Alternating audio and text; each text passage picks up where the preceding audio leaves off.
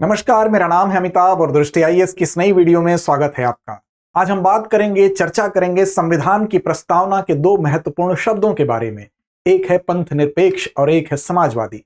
दरअसल ये दोनों शब्द इसलिए चर्चा में रहे कि इन दोनों शब्दों को लेकर सुप्रीम कोर्ट में कुछ याचिकाएं दायर की गई थी और हाल ही में सुप्रीम कोर्ट ने उन याचिकाओं पर सुनवाई करते हुए अपना फैसला सुनाया। अब अपने फैसले में क्या वो महत्वपूर्ण बातें सुप्रीम कोर्ट के द्वारा कही गई, इन बातों का क्या महत्व है, साथ ही साथ याचिगण जो थे उनके क्या तर्क थे, इस आधार पर आज के इस वीडियो को समझने की कोशिश करेंगे। तो चलिए शुरू करते हैं आज के इस महत्वपूर्ण अंश को। पंथ निरपेक्ष और समाजवादी शब्द पर सुप्रीम कोर्ट का क्या फैसला है, इस शीर्षक के अंतर्गत वीडियो को शुरू करें उससे पहले आपको बता दें कि अब यूपीएससी का हब मुखर्जी नगर नहीं नोएडा होगा। तो दृष्टि आईएएस मुखर्जी नगर की क्लासेज अब नोएडा शिफ्ट हो चुकी हैं, तो यूपीएससी की तैयारी के लिए मुखर्जी नगर नहीं नोएडा चलें। साथ ही साथ आपको बता दें कि यहाँ पर जो नए बैच हैं वो हिंदी माध्यम का बैच 9 दिसंबर से प्रारंभ हो रहा है 11:30 बजे से। वहीं पर इंग्लिश मीडियम का जो बैच है वो 12 दिसंबर से शाम 6 बजे शुरू हो रहा है। इसके अलावा इसके अगर पते की बात कर लें तो C171/2 block A sector 15 Noida UP इसका पता है। Nearest metro station Noida sector 15 है और इससे संबंधित विस्तार से अगर जानकारी चाहते हैं तो इस नंबर पर आप संपर्क कर सकते हैं जो कि आपको यहाँ पर दिख रहा है 9311406440 पर। इसके अलावा कुछ नए बैचों की सूचना है। प्रयागराज में हिंदी माध्यम जीएस फाउंडेशन का जो बैच है यूपीएससी का वो 2 जनवरी 2025 से प्रारंभ हो रहा है शाम को 6 बजे।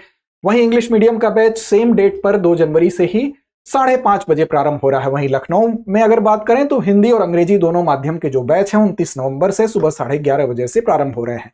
सूचना के साथ बढ़ते हैं, अब चर्चा के बिंदुओं को सबसे पहले देख लेते हैं। बात खबर की हमने की, चर्चा में क्यों है?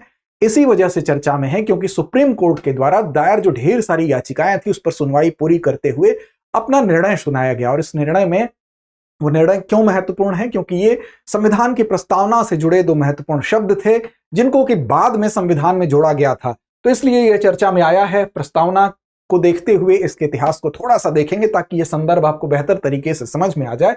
फिर याचिकागण जो याचिकाकर्ता थे उनके क्या अपने तर्क थे, किस आधार पर उन्होंने सुप्रीम कोर्ट में याचिका दायर की थी, उनके तर्क को भी देखेंगे, उस पक्ष को भी समझेंगे। सर्वोच्च न्यायालय ने जो अपना निर्णय दिया उसमें सर्वोच्च न्यायालय ने अपनी क्या व्याख्या दी उसको भी समझेंगे। साथ में एक अभ्यास प्रश्न आपके लिए छोड़ेंगे, सामान्य अध्ययन के प्रश्न पत्र 2 से जोड़ के इसको आप देख सकते हैं।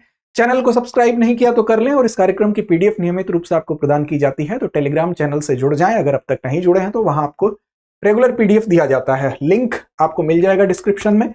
बात देखिए खबर की करते हैं, चर्चा में क्यों है। तो खबर क्या है? Supreme court upholds secular and socialism. Secular और सोशलिस्ट ये दो ऐसे शब्द हैं जिसको कि प्रेम्बल में कॉन्स्टिट्यूशन में सम्मिलित हैं। अब इसी को लेकर याचिका दायर की गई थी, अब उस पर सुप्रीम कोर्ट ने निर्णय दिया। दरअसल देखिए 1976 में ये दोनों जो शब्द हैं, ये जब संविधान अंगीकृत किया गया, आज देखिए संविधान दिवस भी है, 26 नवंबर के दिन संविधान को अंगीकृत किया गया था 1949 में। लेकिन जिस वक्त संविधान को अंगीकृत किया गया और संविधान लागू कब हुआ तो 26 जनवरी 1950 को, उस वक्त तक ये जो शब्द हैं ये संविधान में मौजूद नहीं थे। ये शब्द 42वें संविधान संशोधन 1976 के द्वारा उसमें शामिल किए गए। अब इस वजह से जो याचिकाकर्ता थे उनका यह कहना था कि मूल रूप से संविधान में ये शब्द नहीं थे, बाद में इनको जो जबरदस्ती, एक याचिकाकर्ता तो इसका विरोध ही कर रहे थे, तो उनका यह कहना है कि बाद में जिन आधार पर इसको सम्मिलित किया गया दरअसल ये संविधान के मूल ढांचे के खिलाफ है। तो ये उनका तर्क था। तो सर्वोच्च न्यायालय ने 2020 में दायर इन्हीं याचिकाओं पर अपना निर्णय दिया और ये कहा कि संविधान की प्रस्तावना में जो समाजवादी और पंथ निरपेक्ष शब्द हैं उसको शामिल करने को सुप्रीम कोर्ट ने कहा कि नहीं भाई, ये वैध है, पूरी तरह से वैध है और ये संविधान का अभिन्न हिस्सा है, तो इसलिए इसको चुनौती नहीं दी जा सकती है और आपकी चुनौती की जो दलीलें हैं वो दलीलें काफी कमजोर हैं, उस पर विचार नहीं किया जा सकता है। अब देखिए इसी आलोक में हम आगे चलते हैं। तो देखिए सबसे पहले भारतीय संविधान की प्रस्तावना पर एक नजर डालते हैं। देखिए 1946 में आप जानते हैं कि उद्देश्य प्रस्ताव जो था, उद्देश्य प्रस्ताव के आधार पर ही ये आधारित है और इसके प्रारूप को पंडित जवाहरलाल नेहरू के द्वारा तैयार किया गया था। इसको एक मास्टर दस्तावेज माना जाता है। इसलिए मास्टर दस्तावेज माना जाता है क्योंकि ये संविधान के मार्गदर्शक उद्देश्य और सिद्धांतों को निर्धारित करता है। हम इसको संविधान की आत्मा के रूप में भी कहा गया है। तो कहने का मतलब कि इसको, ये पूरे संविधान के एक मार्गदर्शक जो सिद्धांत है उसको दर्शाता है। हम कह सकते हैं कि जो संविधान का क्रक्स है वो दर्शाता है। तो इसीलिए इसको मास्टर दस्तावेज भी कहा गया। 26 नवंबर 1949 को भारतीय संविधान सभा द्वारा इसको अपनाया गया और 26 जनवरी 1950 से संविधान हमारा प्रभावी हो गया, आप ये बात जानते हैं। अब संविधान की प्रस्तावना में भी कुछ संशोधन हुए, इसको लेकर कुछ संशोधन हुए, विभिन्न जो केसेस हैं उसके आधार पर एक बार देखते हैं। देखिए, जो बेरुबारी यूनियन केस था 1960 में, इसमें यह कहा गया कि जो सुप्रीम कोर्ट के द्वारा ही ये बात कही गई कि प्रस्तावना संविधान का हिस्सा नहीं है, ये 1960 की बात है। फिर केशवानंद भारती केस 1973 में आया, इसमें यह कहा गया कि प्रस्तावना जो है वो संविधान का हिस्सा है, लेकिन ना तो यह शक्ति का स्रोत है और ना ही सीमाओं का। फिर LIC ऑफ इंडिया केस 1995 में आया, तो कहा गया प्रस्तावना संविधान का अभिन्न अंग है, लेकिन इसे सीधे लागू नहीं किया जा सकता। इसी प्रकार 42वां संविधान संशोधन आप जो देखते हैं 1976, जिस वक्त आपातकाल लागू था, इसी समय यहां पर आपको 42वें संविधान संशोधन में कुछ शब्द आपको इसमें जोड़ते हुए दिखाई देते हैं। वो समाजवादी, पंथ निरपेक्ष और अखंडता शब्द यहां पर ऐड होते हुए आपको दिखाई देते हैं। अब संशोधन के बाद प्रस्तावना में ये शब्द जुड़ जाते हैं। अब इन्हीं शब्दों को जब 1976 में जोड़ा गया, इसी आधार पर जो याचीगण है 2020 में इसमें याचीगण ने अपनी याचिका दायर की और ये कहा कि ये जो जोड़े गए हैं ये मौलिक ढांचे के खिलाफ है। अब याचिकाकर्ता जो थे उनका क्या तर्क था, किस आधार पर वो ये बात कह रहे थे? देखिए, एक आधार तो ये था कि वो पूर्वव्यापी प्रभाव बता रहे थे। पूर्वव्यापी प्रभाव का मतलब क्या हुआ?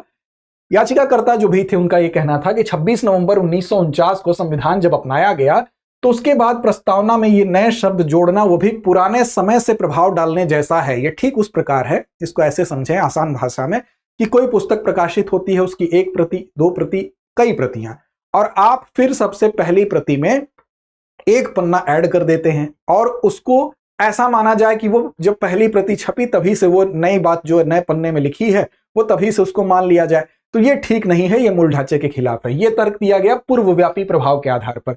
दूसरी बात कही गई कि धर्म जो पंथ निरपेक्षता शब्द है उसका त्याग जब पहली बार जब संविधान हम देखते हैं, शुरुआत जब इसकी होती है संविधान सभा में, तो पंथ निरपेक्ष शब्द जो है उसको शामिल वहां नहीं किया गया था और इसको बाद में आप जोड़ रहे हैं। उस समय भी इस पर विचार हुआ और उस समय इसको जोड़ना उचित नहीं समझा गया। बाद में आप इसको जोड़ रहे हैं तो बाद में किस आधार पर यह उचित हो जाता है, दूसरा तर्क ये दिया गया।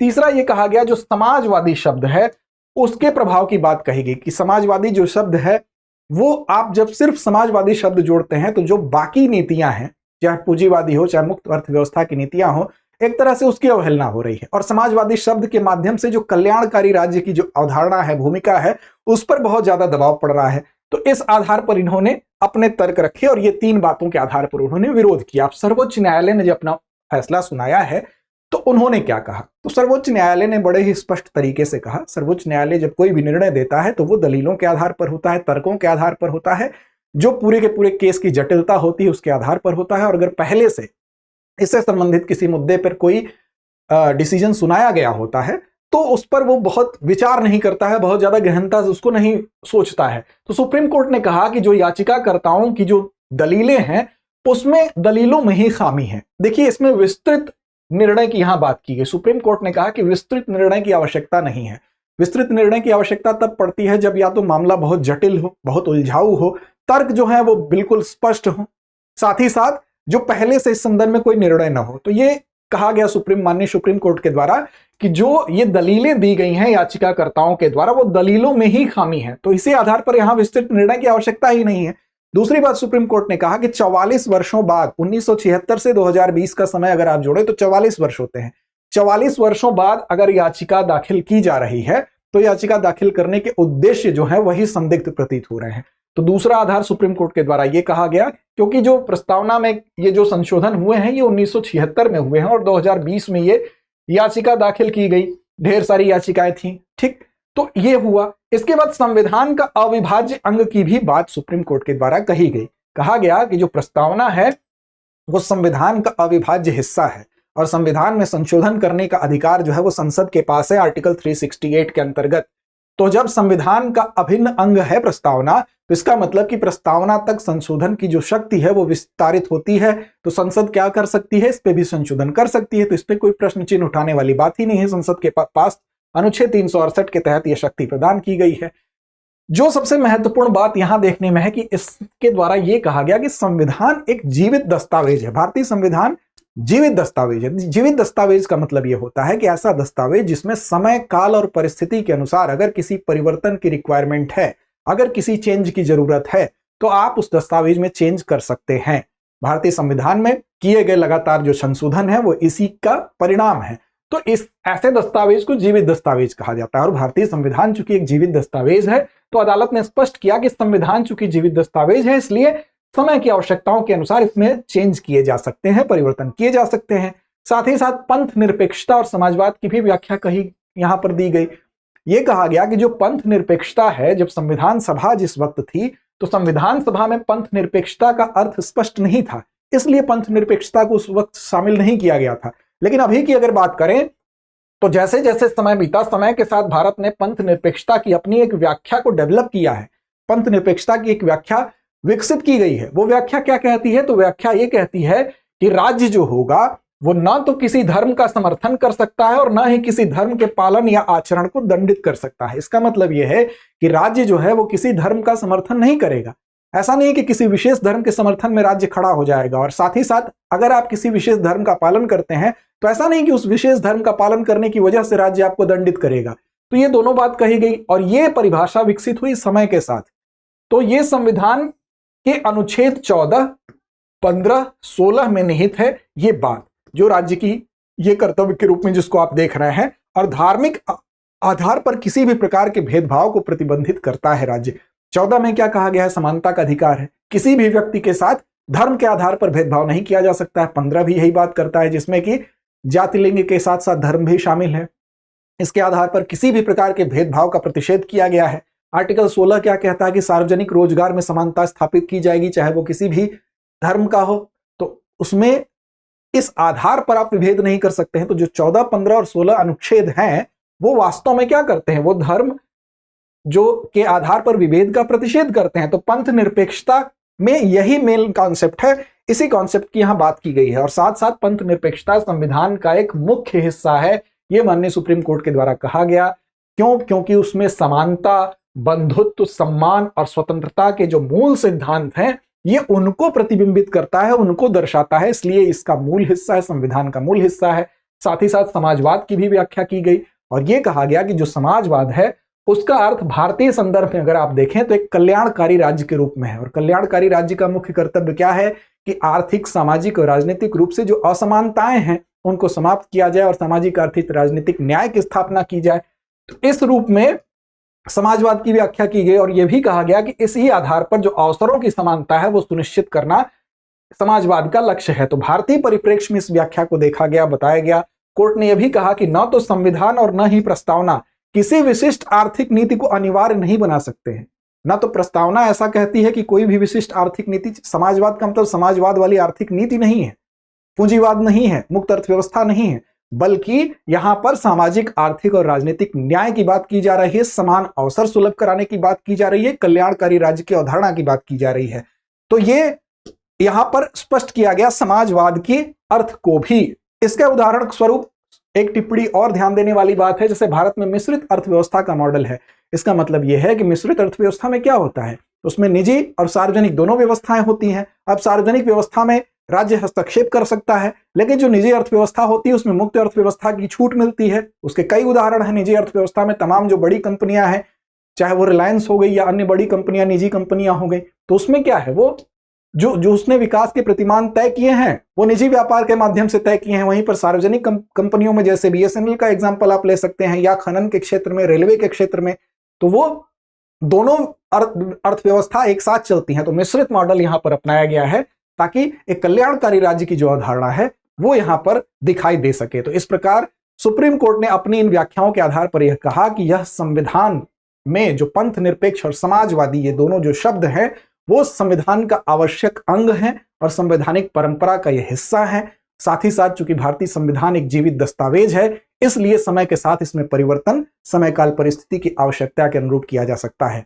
तो ये फिलहाल आज का निर्णय था। अंत में एक अभ्यास प्रश्न आपकी जिम्मेदारी के तौर पर छोड़ेंगे और इसके जवाब की अपेक्षा आपसे होगी कि आप कमेंट बॉक्स में इसका सही और सटीक जवाब जरूर दें। प्रश्न आपके सामने है कि समाजवादी और पंथ निरपेक्ष शब्दों को भारतीय संविधान की प्रस्तावना में किस समय जोड़ा गया था। उस समय की बात पूछी जा रही है, स्वतंत्रता के तुरंत बाद, आपातकाल के दौरान 1949 में संविधान अंगीकरण के समय या 1992 में आर्थिक सुधारों के बाद? उम्मीद ही नहीं, विश्वास है आप इस प्रश्न का सही और सटीक जवाब जरूर देंगे। तो लड़ते रहें, अपने लक्ष्य की ओर बढ़ते रहें।